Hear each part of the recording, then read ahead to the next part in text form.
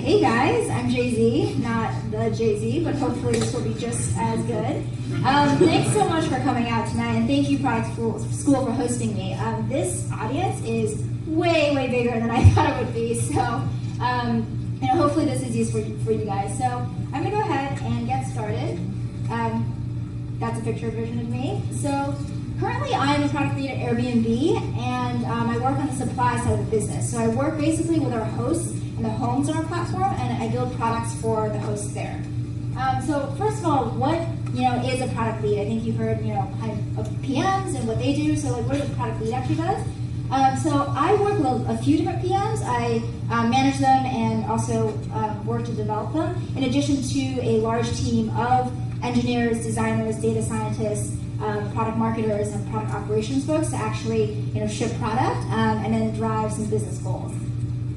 So since there are a lot of aspiring PMs here, and also maybe folks who are new to PMing, I just thought I'd spend a minute on how I actually got here.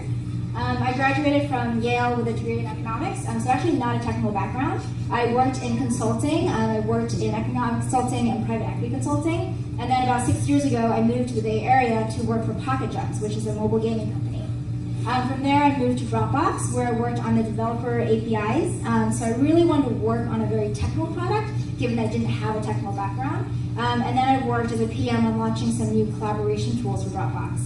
And then about 2 years ago, I moved to AirBnB, where I've worked on a couple different teams, all the way from growth to engagement to the mobile app. And then now I'm really focused on supply quality, which is what I'm going to be talking about today. So at the end, there's going to be Q&A, so feel free to ask questions around, how do you transition from consulting to product? How do you PM, when you don't have a background in CS? I'm happy to answer any of those questions. But let's actually get on to the topic of today's talk, which is open marketplaces versus managed supply. So traditionally, Airbnb has been an open marketplace, which is anyone can really just post their home. Now, as we grow, and as millions of customers and guests are traveling on Airbnb, it's really important that we start thinking about supply. We're going super mainstream, and so the people who are traveling now on Airbnb aren't the same early adopters who are, okay with things being a little bit tricky or like it's hard to get in. We're actually dealing with people who are used to hotels, and so maintaining a certain level of standards and maintaining a level of quality is increasingly important. And so that is why we need to start thinking about how do we actually, create pieces of what we would call more managed supply, but yet still maintain the DNA of Airbnb, which is like a really open marketplace. And so that's a lot of jargon. I think really to boil it down, it's really all about quality. So how do we actually deliver a high quality experience for our guests who are traveling on Airbnb?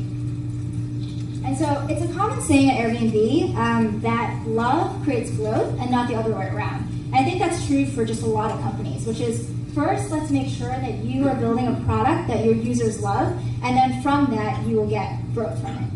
And so from this principle, it is really important for us as a company to think about quality.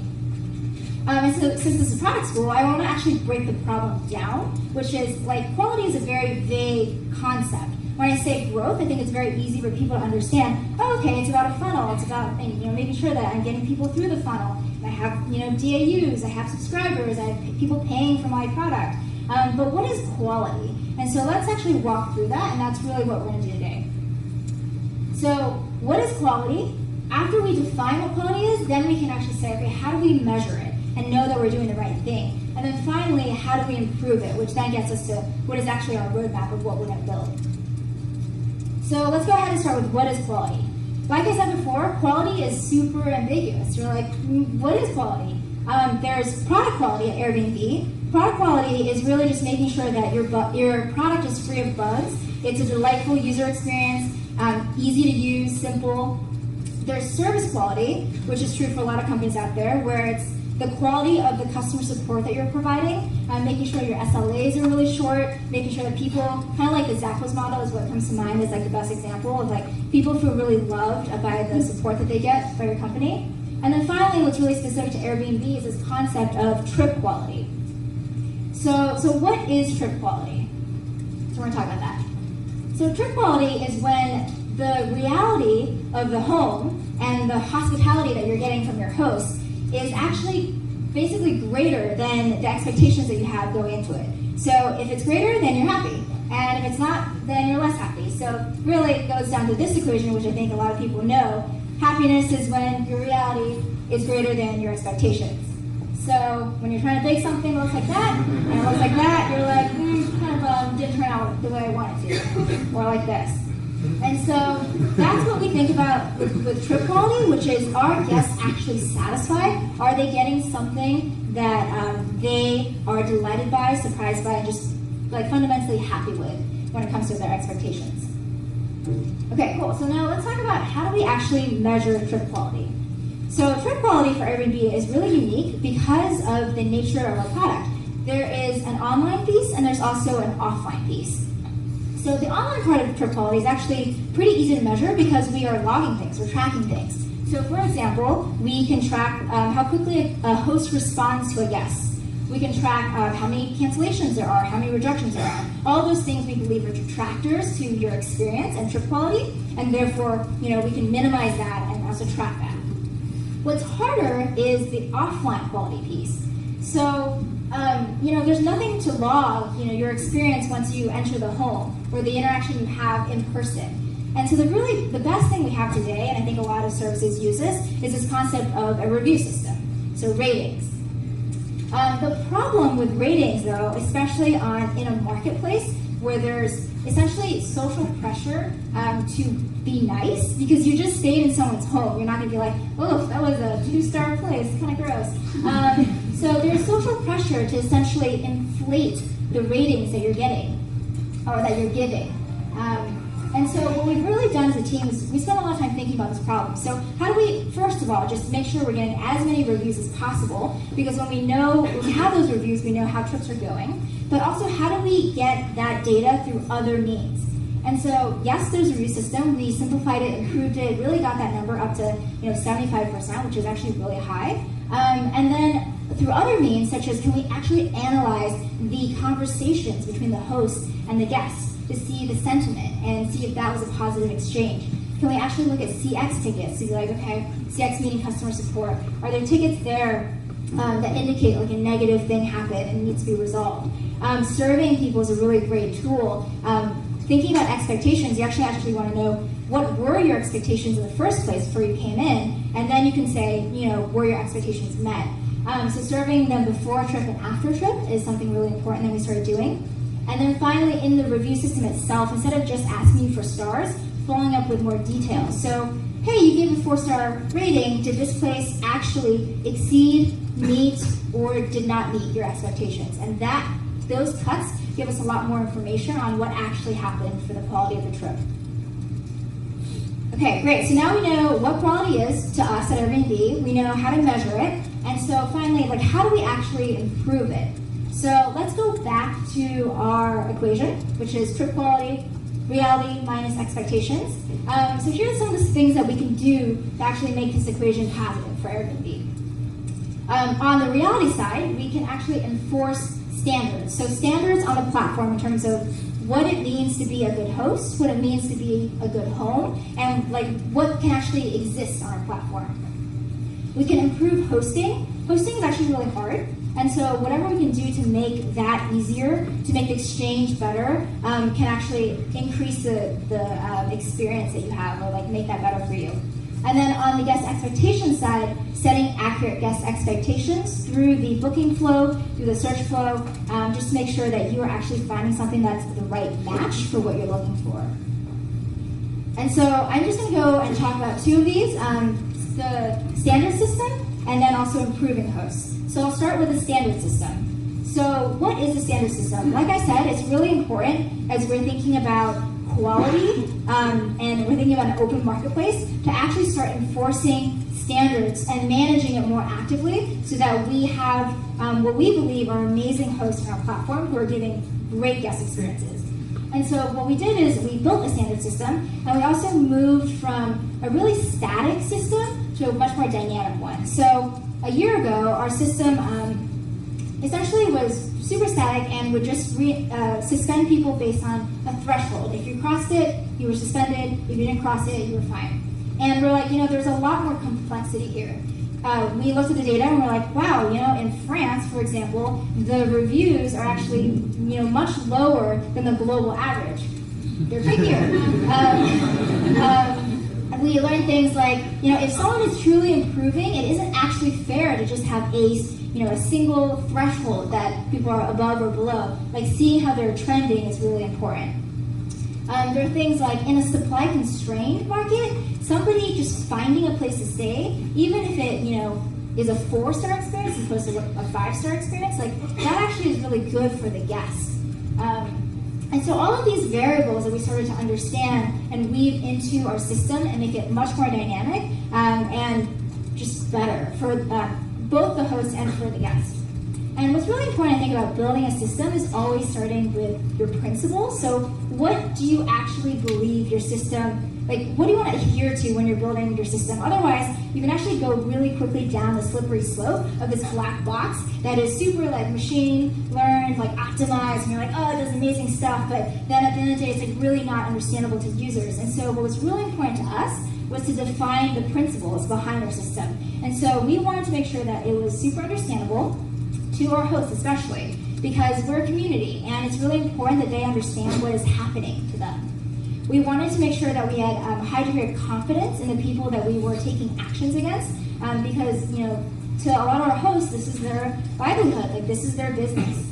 And then finally, we believe that it was really important to have a path to remediation for all of the actions that we believe needed improvement. And so that brings me into the second piece, which is how do we actually improve hosting?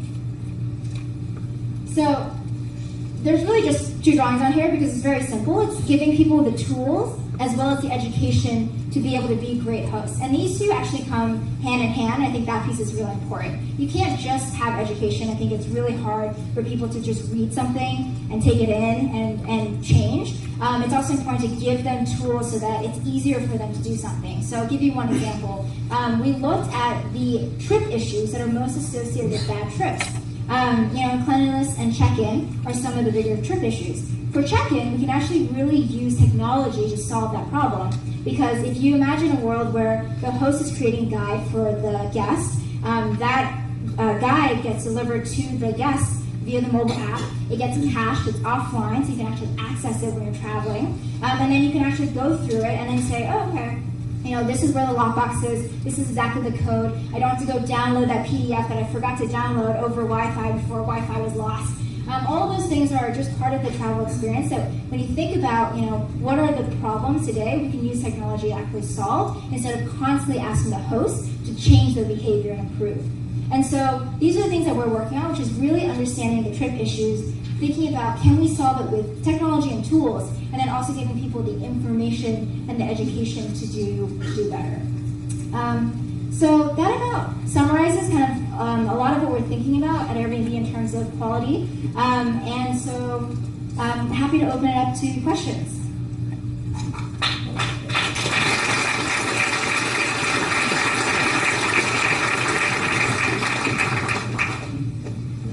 Hi, thank you so much for the talk. It's very interesting. I have a quick question. So you mentioned that there is 3 standards when it comes to designing a standard system. One is understandable, high confidence, and then path to remedy. On the surface, it makes a lot of sense. But is there any thoughts, even from data perspective, how is it decided, or is it after some certain discussions and what goes into it?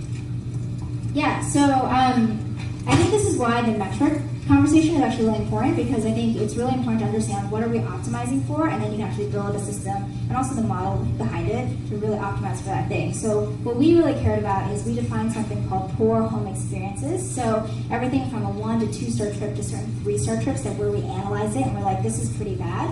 We classified them as bad home experiences. We classified trips that cost CX tickets as ones that are bad home experiences. And so from a data perspective, what we did is we actually thought about, okay, how do we put in inputs and thresholds that would then minimize, and we modeled this out, minimize the number of bad, poor home experiences that would happen on our platform. So absolutely, there's definitely like a huge data component there. And the way we think about it is like start with a metric, start optimizing your system to really minimize for that metric, model out, and then push it to prod and see if it's actually doing that.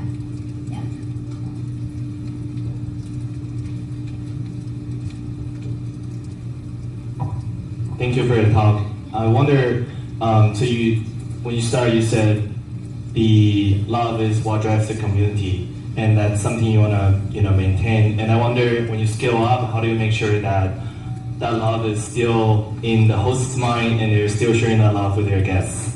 And how do you maybe objectively measure it, or even just deliver that message to the hosts? Yeah, this is a very interesting question for Airbnb. I think something that we think a lot about.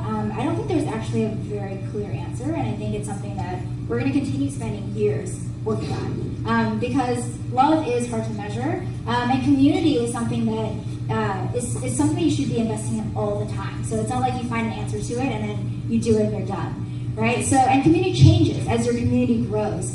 So what I can say to answer your question so far is, we think about our community definitely not just as hosts, but actually hosts and guests. So all the products that we build have that in mind. So how do we make sure that our hosts and guests together are experiencing community and creating community in a way that we are facilitating, but not necessarily orchestrating all the time.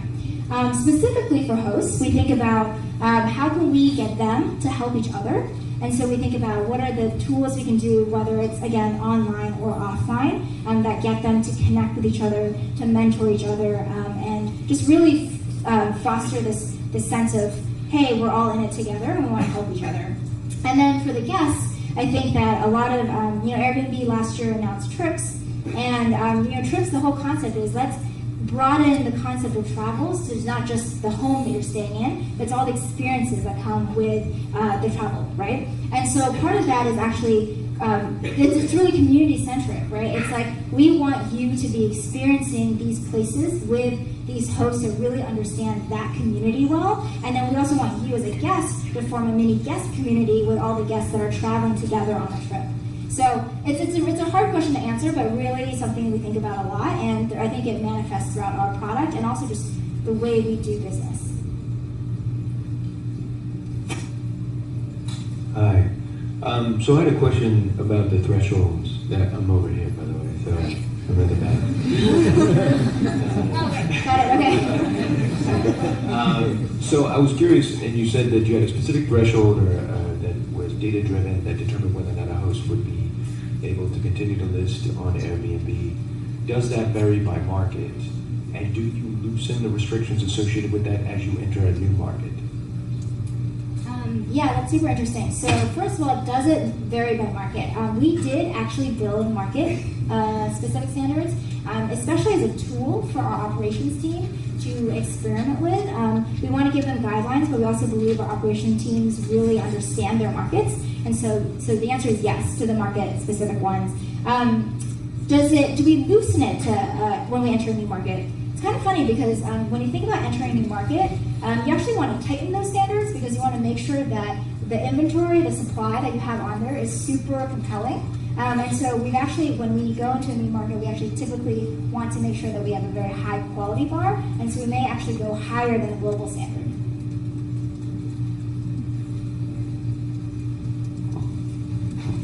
Hi, I had a question about, I'll stand up.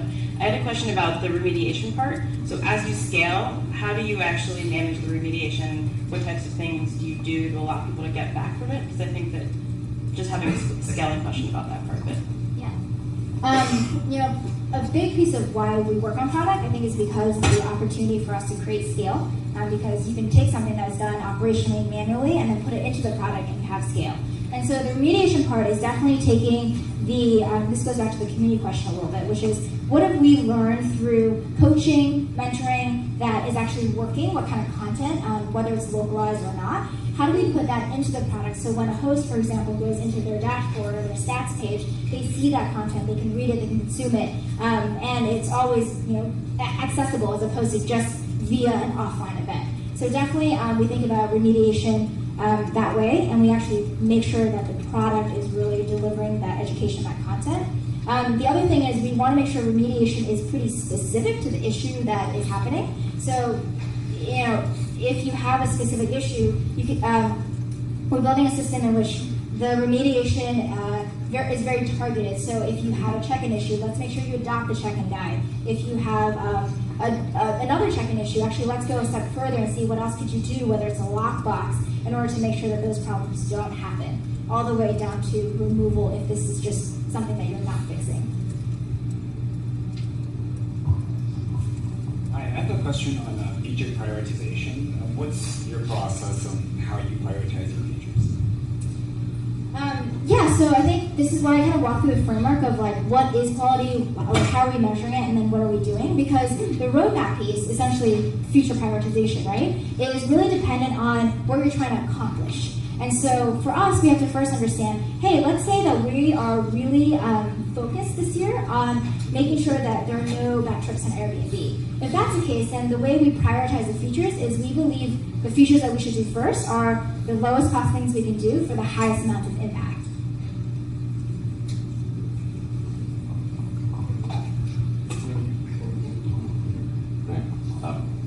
Yes, I have the mic.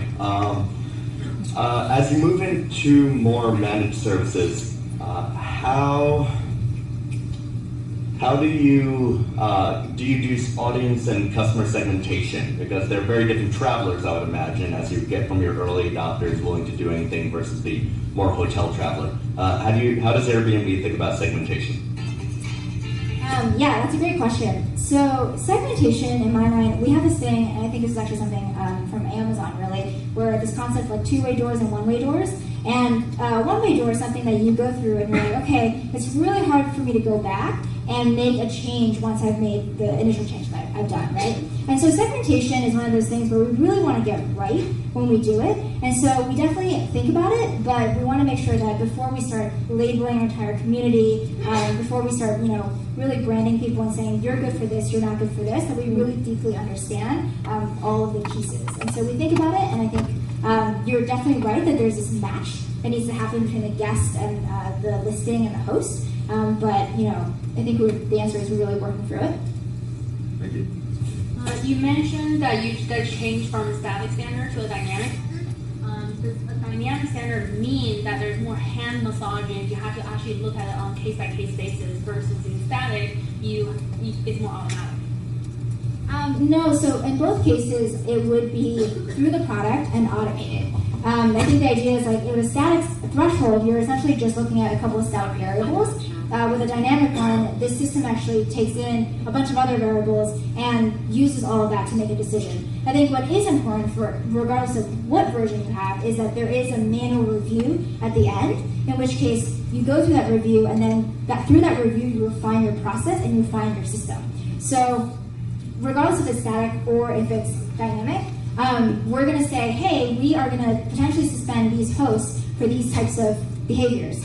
Can someone actually, we have a market quality team who actually looks through it and says, okay, that feels really fair, or that doesn't feel fair. So either way, we would do that manual review process, and that's important. I work for a company that's grown very rapidly in the past few years, and recently we've become very sort of enterprise and sales driven as opposed to product driven and actually valuing user experience. So I was wondering, as PMs, do we have, how can we influence the leadership in our company to focus and measure more on user experience? And I guess in your case at Airbnb, do you guys have just very good culture that you just go in and value about user experience and measuring this, or is there anything that PM's team had to do to convince the leadership to start caring and working on these issues? Thank you.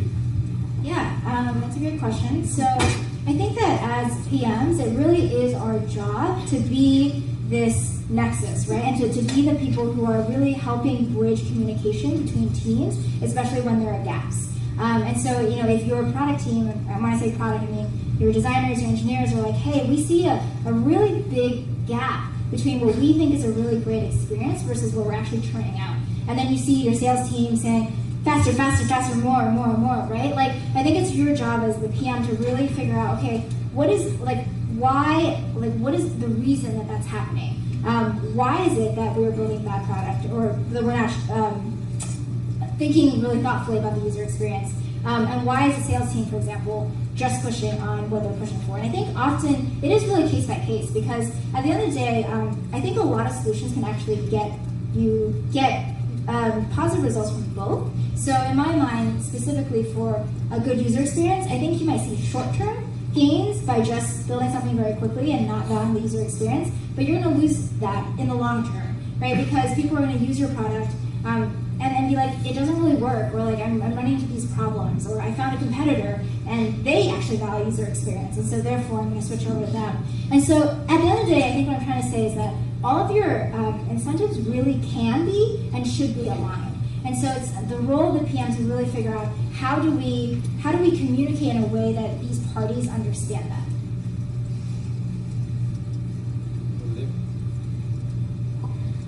So based on what you said, my understanding is that Airbnb is a more supply-constrained type of situation, and if you can speak more to the managed supply as opposed to the open marketplace piece a little bit more, as to like what there's a particular instance where like there's like too much supply and you have to regulate supply, and like how and why do you do it? Yeah, so I wouldn't actually say that Airbnb has too much supply in a lot of places. I think that it's really about making sure the supply is of high enough quality so that it's bookable, right? Because what's most important is bookable supply, not just like pure number of homes that you have on your platform. And so we do a lot of work to understand, okay, in a given market, what is the demand look like? And then given that, like what kind of supply, what kind of occupancy, what kind of like types of rooms, et cetera, do we need in order to fulfill that? So from the management piece, I think that what we've really been doing is taking the perspective of like, how do we make sure that people understand what it means to be a good host or to be a good home on our platform, and how do we manage that so that the host community can respond to it and that we're delivering on what guests are expecting. I'm not sure that fully answered your question, so happy to do like a follow-up if there's more there. Okay, Emma. Yeah. So I think sometimes the reason monetization gets prioritized above quality is monetization is so easy to measure and quality can be a real struggle to measure. And I was really impressed by all those detailed quality measures you had. So I was wondering if you could speak to how you came up with those and put the processes in place to collect that data, and just a process for how we can do that in our own companies. Yeah, so one thing that is really important, because at the end of the day, you're right, that execs, your investors, everyone's like, where's the money? Is your business growing? And so quality, though, while it is very ambiguous and amorphous, and we had to really figure out how to define it, is really still tied to the business. Because if your guests are experiencing bad experiences and bad quality nights, they're actually not going to rebook. Right? And so there's a real dollar value associated with rebooking that then ties really closely to the business. So I think there's a component which is always understanding how what you're working on ties to the business, but in addition to that, it's providing people with a way to actually understand what you mean when you say something very ambiguous like quality. And so what we did is we really broke it down into the 3 different buckets. For trip quality itself, we were then able to say, okay, there are different parts of the trip. Let's measure each part of the trip, whether it's online or offline, and then use all of that to determine the relationship between those variables and those metrics to things like rebooking, which is a business value metric.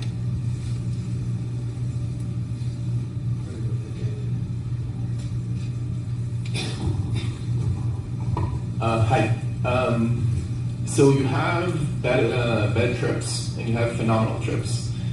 What are you optimizing for? Are you optimizing for lowering the amount of bad trips, or are you optimizing for things that have 5-star ratings and users love all over the place? Yeah, so I think that there are 2 levels of optimization. There's what is your model optimizing for, and then as a company, what are you optimizing for? So definitely, as we think about something like we're building a bad trips predictor, or we're trying to make sure that we minimize the number of bad experiences. What we feed into that is definitely we're optimizing for making sure that we don't have those bad experiences. At the company level, honestly, the answer, this sounds silly, but it's we care about both a lot, and quite honestly, equally. Because it is really bad to our brand, obviously, if there are bad trips. At the same time, the reason why people love Airbnb is because we provide that special, like that's something special that you might not always get through a hotel. And so having something that is a really unique experience and having a really great trip is also really important to us.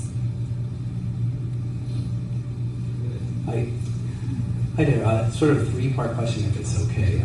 So sampling of all these surveys across all your supply, how do you manage to collect an appropriate amount of volume that's statistically significant and so forth?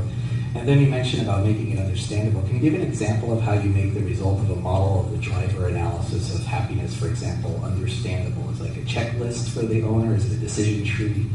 And finally, that love to the dollar linkage, like do you have a transfer function that your BizOps team has developed and it's like a solid linkage? Or sorry, but I hope they're all related. Yeah. Okay, so starting with the first one, which is really like sample size, right? I mean, that's an interesting question. I mean, we actually haven't run into a ton of sample size problems because we do have a lot of transactions happening.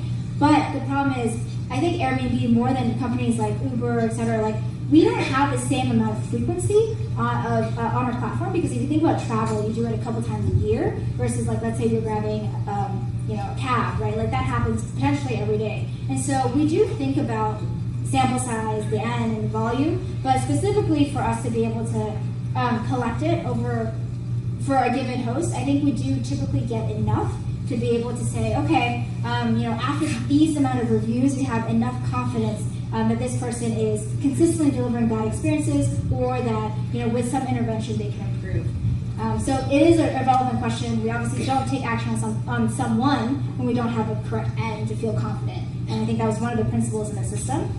The second question you had was around understandable. Okay. So I think when I talk about understandable, what I really mean is you can't just be going about your hosting business and then one day you get an email that's like, hey, well, we never say this, but like our machine learning model decided that you are probably going to be producing bad trips. Like that does not work from a user experience perspective. And so understandable really means, hey, there is a clear action, and that action was not great because, for example, someone left you a very low cleanliness review and they said these things about your place having bugs or not being clean or whatever it is. And having that be given to the host, and so they can read it and be like, oh, I understand the issue that was there, let me go do something about it. So that's what I mean by understandable. And then the last question you had was dollars linkage. Sorry, what about dollars linkage?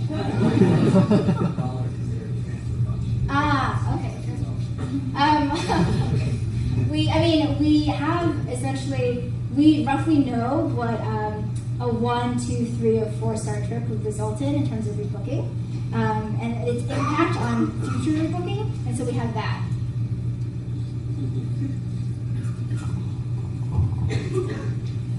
Hey Jay-Z, my name is David. This has been really useful for me. Let's all give her a big round of applause.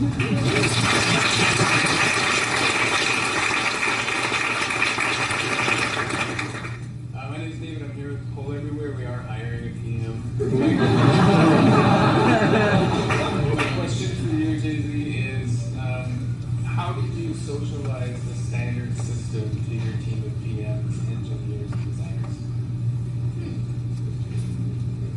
That is actually a really interesting question because the way you socialize with each function is actually very different. And so what's interesting is to think about where that particular function is going to care, like what they're going to care the most about, right? And so for a designer, often what you care most about is what is the user experience? Is this going to be a good user experience? A lot of the principles of our system really stem from that, which is we can't over-index on just data and impact, for example, but we also need to make it so that it is clear and someone can go through it and be like, oh, I totally get the consequences. And so talking to a designer, it's really important to anchor on the actual experience that someone's going to go through and why what we're building is going to be a positive experience. Talking to a data scientist, it's going to be a lot about impact, right?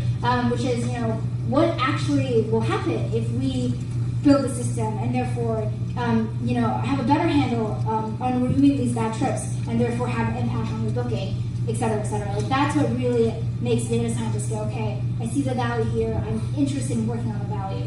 For the engineer, a lot of times it's the system that they're building. So how can you build a system that can then extend to taking action on anything? It could take action on things like ratings, but then in the future it can take action on things like cancellations and acceptance rate and all these other things.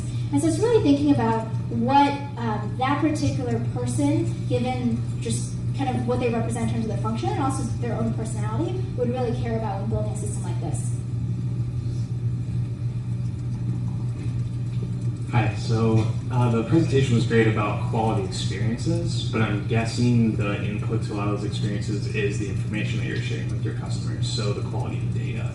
Can you talk a little bit about any specific efforts you guys have made as you move to manage supply, to how you manage and curate and make sure the data that maybe your merchants are supplying is accurate?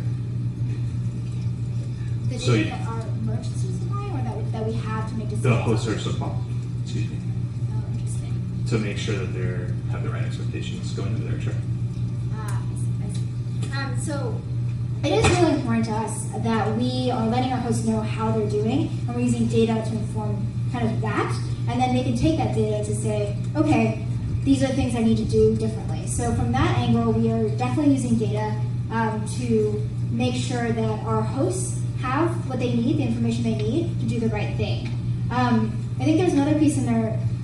I think maybe potentially you're also talking about like how do we make sure that we're collecting the right data to make decisions. I'm not sure if that's also what you're asking. Like the customer's buying decision. So if even as basic as this place has Wi-Fi but it doesn't. Okay, that kind of data. Yeah. Got it. Okay. Yeah. So that's a great point. So making sure that we are.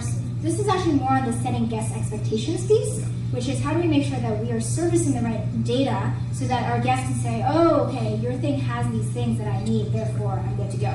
Yeah, so we definitely need to collect that through, as a host as they list their space. We actually collect a lot of data from them. As they manage their listing over time, it's really important for us to say, hey, our guests are looking and searching for things like Wi-Fi. They're looking in places like Tahoe for a thing like hot tub. Like these are the things that we think you should be getting, and then also making sure that you're what we call the listing details page, the page that has the big picture of your home.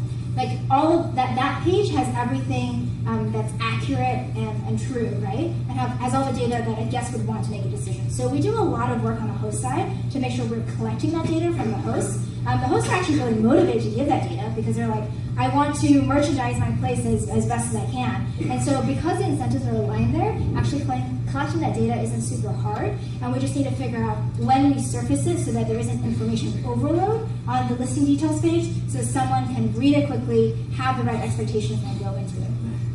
Yeah. Hi, Jay-Z. My name is Taylor. I just became a superhost last month, and so excited to. I actually started out really poor, like 4 stars in a row. And so I was like fighting back for an entire year, and finally got to the standards that Jay-Z has led. So I'm curious. So I'm actually curious about. So I've been working on influencing, not influencing, but creating a great experience so that the guest gets a 5-star rating. And you mentioned something about the ratings, like getting unbiased ratings from guests. And I'm also a guest a couple of times a year as well. And the experience and interaction with the host has a big influence. So I'm just curious, kind of the things that you've learned over the last couple of years, what's influencing, and how do you provide an experience that minimizes the bias that the host might have in the interaction with the guest, such that the guest gives an authentic rating. So that's the first part of my question is what have you learned and what have you done to kind of minimize the bias? And then second, you said in one way, you said 25% of the guests are not reviewing. And so what are you finding in that 25%? I'm interested because I'm working on international local service marketplace, and about 50% of the people who receive service don't rate, and generally those are the tough ones where tickets are coming in different ways, not in the review flow. So, two-part question. Yeah. So let's start first with what do we do to minimize the bias, right, from the rating? And so we actually did a lot of experimentation here. So previously we had different labels for these stars, and they were something like 5 stars was fantastic, and then 4 stars was great. And you're like, I don't know, like what's really the difference between fantastic and great? And so we did a lot of work to actually have really clear step function changes between these stars. And so the first one is actually great, and then it's good, and then it's okay, and then it's bad, and it's terrible. So like it's a lot fairer, and it's a better distribution in terms of the language we're using. We also are working through, do we actually want to lead with stars? Do we actually want to lead with words? Do we want to experiment with models of thumbs up, thumbs down? And so these are all things that we're thinking about. I think a lot of companies in general think about what is the best review system that we could be building that's fair. And then for the second question, which is what do we do about the 25% that's unreviewed? That was really kind of one huge challenge for us last year. And a lot of what I talked about in terms of looking at other information, not just the review, whether it's the interaction, the tickets, surveying people, doing a follow-up, maybe inferring. So for example, a lot of times you'll see people are very consistent in their reviews, and all of a sudden they don't leave a review. Sometimes that's because they feel uncomfortable saying something negative, versus if someone is pretty spotty and then they don't leave a review, that probably means something else. So looking at all those patterns and being able to figure out what is happening.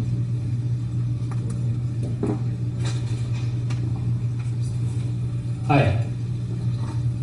So I'm kind of curious about, as your supply has scaled, presumably their operational requirements have also scaled to kind of support everything that hosts need in order to be good hosts. So my kind of question is how do you guys balance automating some of that versus kind of just throwing more people at it?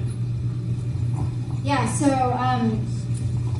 I think a lot of people talk about the 3 legs of the stool with product design and engineering. I really think that ops is a really key component to that. It's a 4th leg. And what I really love doing with ops is first starting with something more manual, more operational, and then because you don't want to be building systems when you're like, I don't actually even know what the problem is, or I don't know how exactly to solve it. If you figure it out in a more manual way, then what you can do is then through that, you can build the right products to actually automate the pieces that really need automating.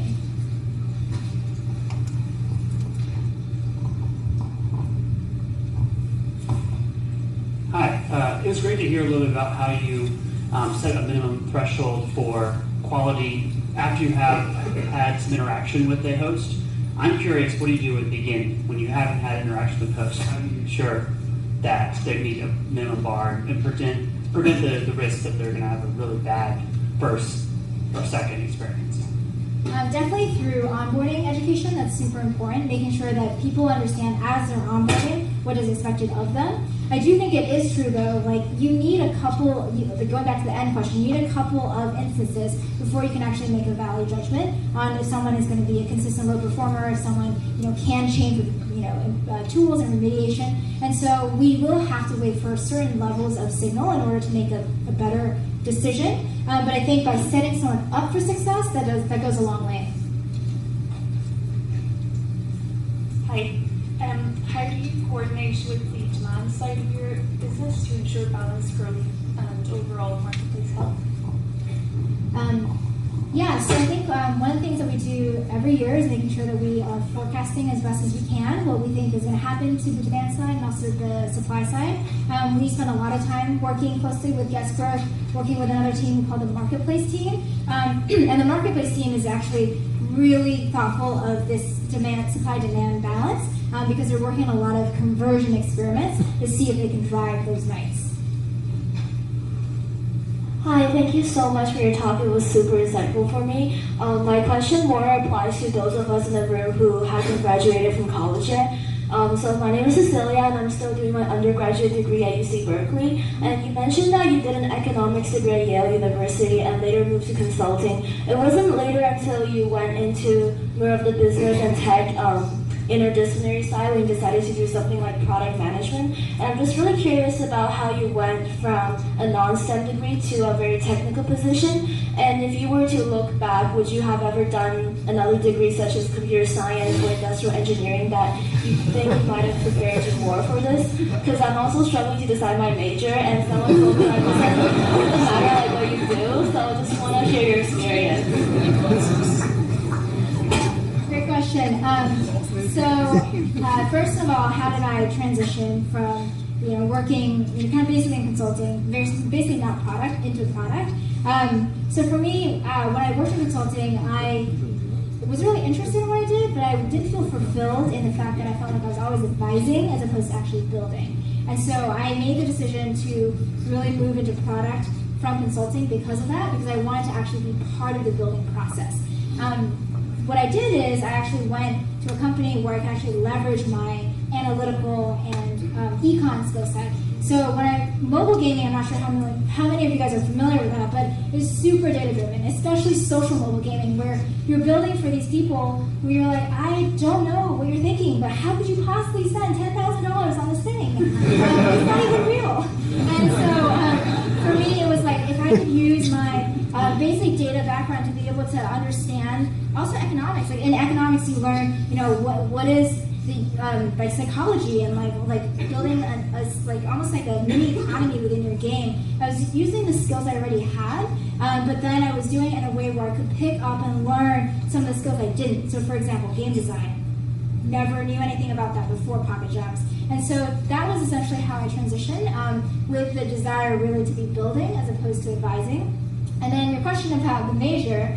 I went to Yale, and I am actually super happy I majored in economics. I did economics and East Asian studies actually, and I wouldn't redo that because at Yale, I think the connection that Yale had with China, the opportunities that we had for me personally actually was really interested in energy economics, especially in different Asian countries. I just felt like it was the right thing to do based on my interest at the time, and also just based on the resources that the school had, in a way that wasn't quite true for computer science. And so I think it really depends on your school, it depends on your interests. I personally would never do anything just because it is what is demanded of the industry, because I do think you can move. But again, that's a really personal, I think, question, and I think it depends on a lot of different variables. Could you tell us about experiments to improve quality that didn't fare the way you thought they might, and what insights you learned from that? Yeah, there are definitely many that don't go the way we think they would, as with all experimentation. I do think we should always be prepared to say, hey, we're going to test 5 things, and only one of those things are going to work. Some things that didn't go, actually, we had to really iterate our way to the standard system that essentially we have today and that we're still building. So we thought that we could use something like thresholds and have it be really understandable, have it really be comprehensive and have impact. And I think as we build it, we're like, there's actually so much more opportunity to go deeper and make this richer.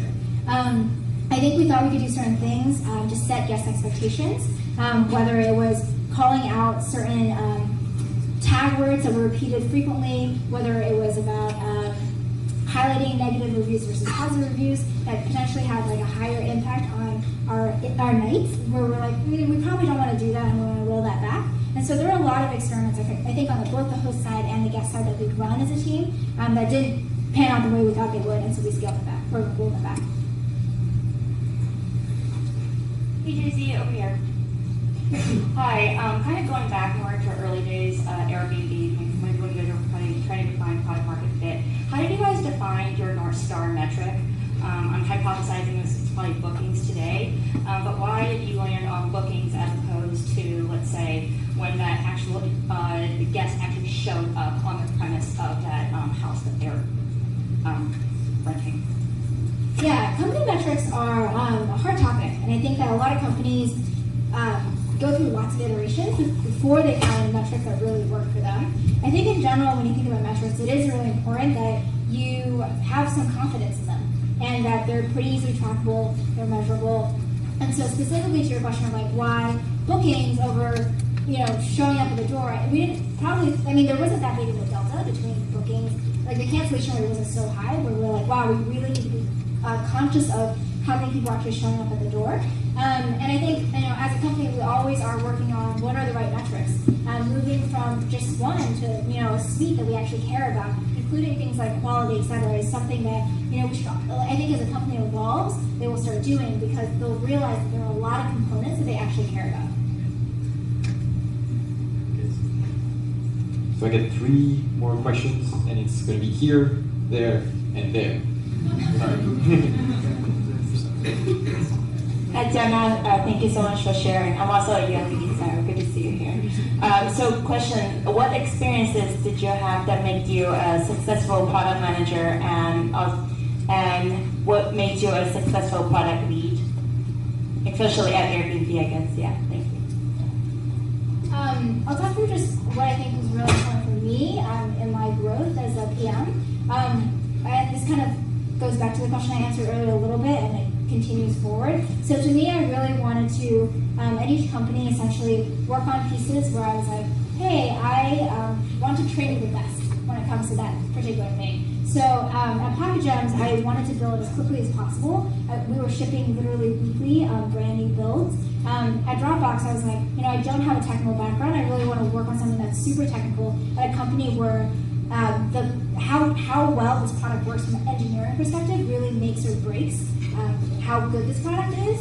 And then moving over to Airbnb, I really wanted to work with, continue on the consumer side, but work on something that was really design-focused, design-led. I think Airbnb definitely has that reputation. And so as a PM, I definitely want to be working on at companies and on projects that really push me in areas where I feel like I haven't had exposure or haven't necessarily worked with the best in class. And then when it comes to product lead, what's actually really interesting for a lot of people who are in that role is the transition from what I call like an IC, like an individual contributor, to someone who is managing other PMs. I think it's actually really hard for a lot of people to let go of what they're doing, who like a lot of times are very much in the weeds. And what's really interesting is in that shift, what actually got you to be like a great PM is not going to get you to be a great product lead, because you're really focused on execution and delivering and being in the weeds as a PM, but as a product lead, it's like, how do I actually make sure I'm elevating my team? How do I make sure I'm creating the right narrative? And so it's a very different skill set. I think being conscious of what that skill set is and really working on it is really important. And also just like people development is huge, and hiring is really huge.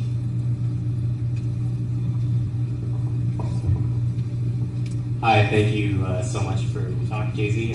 My name is Kim. I work at PayPal, and thank you for using PayPal as a payment type. Besides that, PayPal itself is a financial institution, and we work a lot with regulation and compliance. And I was wondering, top of mind, just this week, SF, all Airbnb residences are required to be registered with the city of San Francisco, right? And I was wondering how much of Airbnb product gets driven by, regulation and compliance versus user feedback. Thank you. Yeah, so I don't think I would be able to break that into percentages, but definitely both are very important. I think that it is very important for Airbnb, for the sake of our community, to actually be working very well with cities. If cities are banning or doing whatever to Airbnb, that actually impacts the lives of our hosts, who are depending on us to actually make money and support themselves. And so we definitely think about both. Both are super important to us.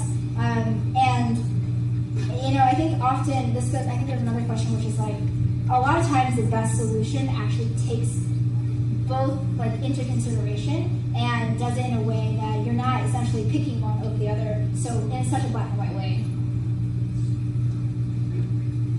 Hey, thanks a lot. It was super interesting. Honored to have the last question. Feels to me like authenticity is super important at Airbnb. And I think if you look on the supply side, part of the supply is frankly not authentic. There's some really investment properties on there. And if you look on the demand side, some people, like you said, are looking for a hotel-like experience and maybe not looking for an authentic experience. So how do you think about authenticity within your quality metrics? And how do you think about connecting guests that want an authentic experience with hosts that offer an authentic experience? Yeah, this definitely goes back to this concept of how do we match correctly, right? So do we understand the guests well enough, especially for that particular trip, to know what it is they want Do we understand our hosts and the homes well enough to know that like where they shine and what they really provide? And so it is a data question in terms of collecting that information, whether it's through reviews, through even just having someone look at a listing and be like, hey, you know, I think you can look at something and say, this feels like it would work really well for a family. I think you can look at attributes like, does it have fast Wi-Fi or like Wi-Fi? Does it have a desk space to be like, this would actually work really well for a business traveler? And so we are working a lot on thinking about and collecting these attributes and then matching correctly. And then when it comes to how does this affect quality, honestly, the review system does, like, it is this like catch-all that what we have to do is actually tease out what that 1 5-star review actually meant, or that 1 4-star review actually meant. But in many ways, the review itself directionally gives us something that we can go off of, and then we start digging deeper to figure out what's going on in the rest of the flow, and in addition to potentially like asking other follow-up questions. Okay, thank you so much.